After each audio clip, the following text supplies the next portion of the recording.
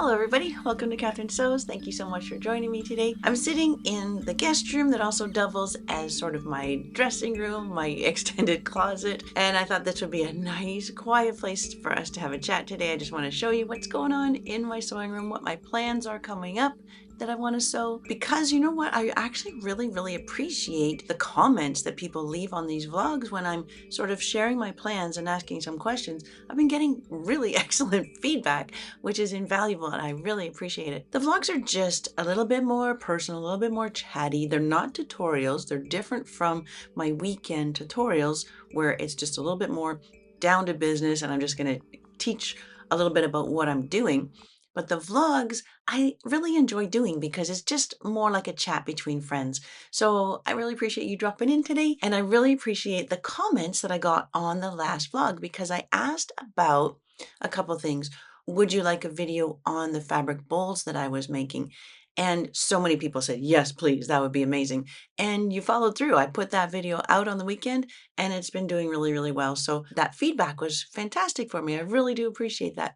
And I hope you give those fabric bowls a try because they're really fun to make and easy and good scrap busters and really beautiful gifts. And then the other video that I asked about in that last vlog was, would you like a video on shortening sleeves?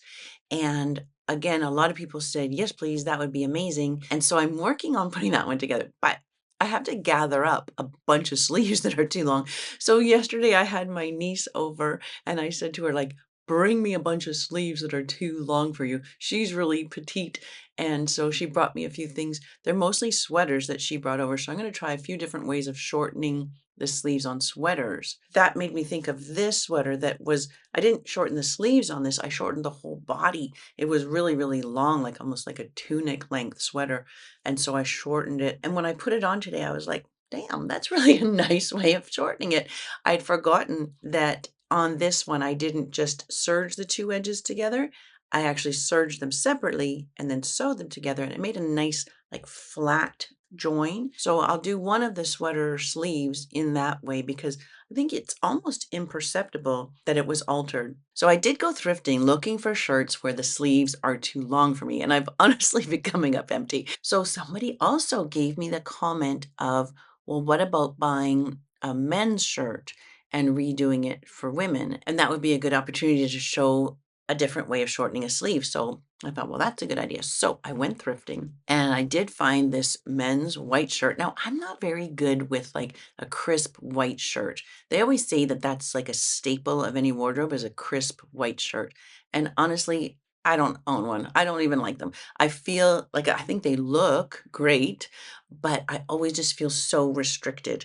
So when somebody said like doing a men's shirt, I thought that actually might work for me because it's going to be roomy enough and like comfortable, not restricting. So when I found this shirt in the thrift store, I thought that feels like nice quality. And there's a nice little detail here. Like you see the little bit of almost a piping in the collar stand there. It just felt nice. And so I brought it home, and it wasn't till I hung it up and I found the price tag, like the original tag inside. I probably thrifted it for, if I remember right, I think it was $8. And look at the price tag. Sometimes thrifting is amazing, right? The price tag, can you see that? Harry Rosen, $250. Just in my local thrift store for probably about $8. So when I thought to myself that feels like nice quality, it is. Like it's just cotton, but it's really nice, really fine cotton. So I'm excited about that. I don't even know. I guess I'm going to have to dry clean it. I don't know if I can. I don't know what'll happen if I throw that in my washing machine. Is it going to kind of lose that nice crispness? I don't think it's really meant to go right in a washing machine. I guess that's the price you pay for getting that kind of score, $250 shirt for $8. It comes with a price tag of having to have it dry cleaned, I think. If you've ever taken like a nice quality men's shirt like this, like all cotton, if you've ever thrown it right in the wash, let me know. I certainly haven't because my husband's shirts are not of this quality. That sleeve video is coming, and thank you again for the feedback on that. I will continue to collect some long sleeves that just give me an opportunity to show different ways of shortening sleeves because there's so many different scenarios with sleeves, right? So that one will be coming out, but probably not for a couple of weeks. The tutorial that's coming out this weekend is a fun one. I just took maybe 6 or 7 different TikTok sewing techniques that I've been seeing around, and I kind of just wanted to put them to the test. And some of them were great, and some of them were just goofy. So those are always fun videos to do. So that one is the one that'll come out on Saturday.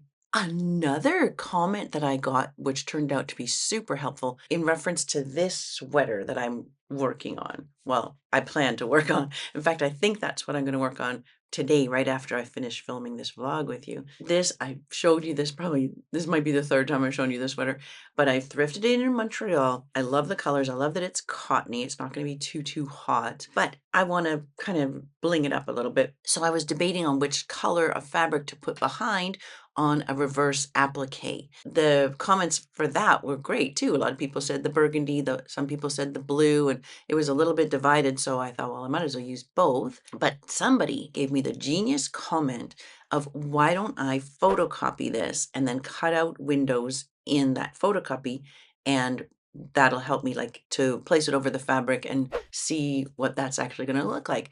And I just thought that was like, how smart is that? So I did. I photocopied it, and look how the photocopy turned out. Like, it's pretty much exact, right?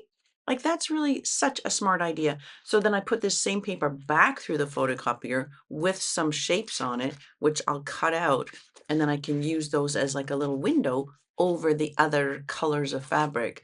So thank you. That was super great. I really appreciated that. And I just think that's really neat, like having a photocopy of my sweater. I did a second portion of it just a little bit because like that does kill the ink in your printer for sure. So I just printed like a little bit of a page. You know, I kind of canceled the printing after it was partway through. And then I've got that now that I can tuck into my purse as I'm going thrifting if I can find anything else that goes with it. So genius use of a photocopier. So thank you for that one. Another thing that I want to do, and again, it's one of those situations where you've got more ideas than time, right? Everybody can relate to that. Every crafter, every sewer can relate to like, there's never enough time to do all the things you want to do.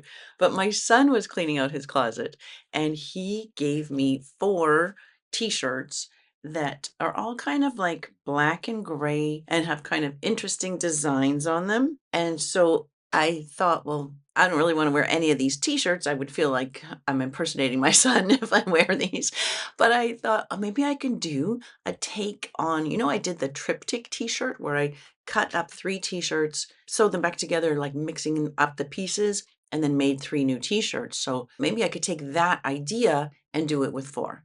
And so I've been playing around with different ways of cutting up the 4. And you know what? You can cut them up any way you want, right? There's no rules. Doesn't have to be vertical, doesn't have to be straight lines, doesn't have to be symmetrical. So I'm playing around with that. And I really want to get onto that one today as well.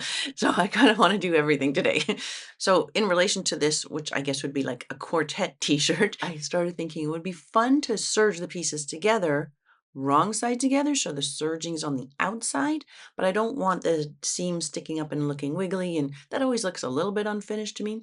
So I wondered, can I zigzag the edge to make that serging look like a cover stitch, right? I don't have a cover stitch machine. If you're not familiar with what a cover stitcher or cover seamer is, it's similar to an overlocker where it has loops on one side and then a double row of stitching on the other side. And you can use it either way. Like sometimes you'll see athletic wear where it has like on a raglan seam, it might have that cover stitched seam, like where it's almost looks like it's serged, but it's on the outside and it's flat, right? So you can get a special machine for that. I don't have that. Don't plan to get that.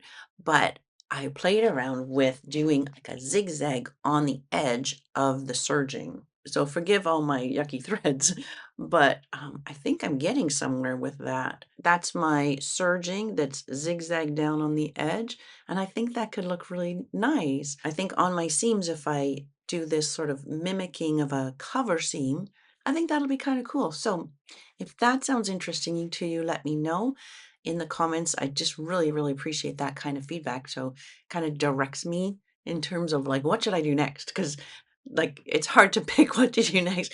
Right now on my cutting table downstairs, I have piles of stuff for probably at least 5 projects, and I want to do them all today. So your comments actually helped me to figure out like what actually would be interesting. So if this quartet t-shirt interests you, let me know in the comments. And then finally, I'll show you. I'm hopping onto the bandwagon of using old ties to make new projects. And I actually gave that as a challenge to the members of my online sewing community, Catherine's Sewing Room on School. Their November challenge is to make gifts from old ties. And so everybody's been doing some really, really fun things and sharing pictures in our community. It's really fun. So I've been buying some ties from thrift stores. I think my husband got rid of his ties years ago. He never wears a tie now. And some of them are silk, but not all of them. And you know what I did? So maybe 2 or 3 at a time, I bundled them into a lingerie bag and threw that in the washing machine and dryer. Even though some are silk and some are not, they came out great. Like, not great if you wanted to wear them again as a tie. Some of them, the interfacing inside gets a little bit bunched up and funny looking, but the fabric itself came out beautiful. So I'll be taking apart the ties and just using the fabric. I'm not going to keep them in that tie format. I just want to use the silky fabric. So even though that's the November challenge for my online sewing community, my video probably won't come out until December 6th. That's when I'm planning to post this one. And I'm planning to do about 4 or 5 small gifts. And I think that'll be kind of fun. So again, let me know if that interests you in the comments. I'd love to hear your thoughts on that. So I know some people will ask me about that picture behind me. And if you recognize it, do you recognize that skyline? Yes, it's Detroit, right? And so Windsor, Ontario is right across the river from Detroit. And I grew up in Windsor. So that's the skyline that I grew up looking at. And my mom had that picture in her house forever, for probably 40 years. And so when she downsized, I grabbed it because it does have that sentimental feeling for me. Like, I enjoy looking out at that Detroit skyline, and the pictures in that just fit this room so well. This room, by the way, might not look familiar at this end, but at the other end, it'll look familiar because this used to be my sewing room. So that aqua-colored wall might be very familiar to you if you've been watching my channel for a couple of years now. So this room was my sewing room, and now of course I'm down in the basement in a much bigger sewing room, but it is kind of nostalgic to kind of host you in this room. So thank you so much for stopping by today. It's always nice to have a little bit of a chat and a little bit of a catch up. I hope you're doing great. I hope everything's going really well for you. November can get busy as we get closer to the holidays, but let's take a little bit of time for our creative projects before things get too crazy with the holiday season coming up. So I wish you well. Thanks so much for being here. And until next time on Catherine Sews, you take care.